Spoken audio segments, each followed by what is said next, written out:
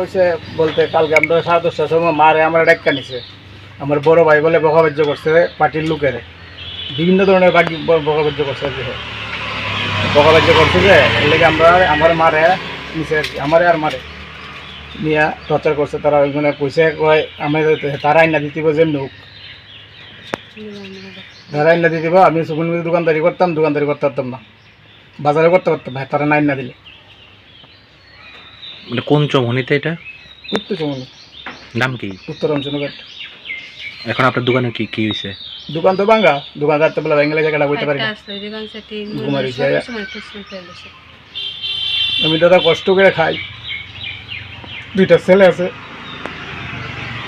কি এর দোকান আপনার এখানে? সবজি। কতদিন যাবত ব্যবসা করেন এখানে? 5-7 বছর আছে। আগে করতাম রোডের কাজ করতাম আর কি। গোটা বিষয়টা জানাইছেন নি প্রশাসনের কারণে? ওরা জানাইছে। কি করবো, আমার কপাল খারাপ। ছোটো ভাইয়ের লেগে যদি নিজের কপালে খারাপ হয় তো কিছু করেন নাই। আপনার নাম? আমার নাম রানুল, বাড়ি? লালটিলা।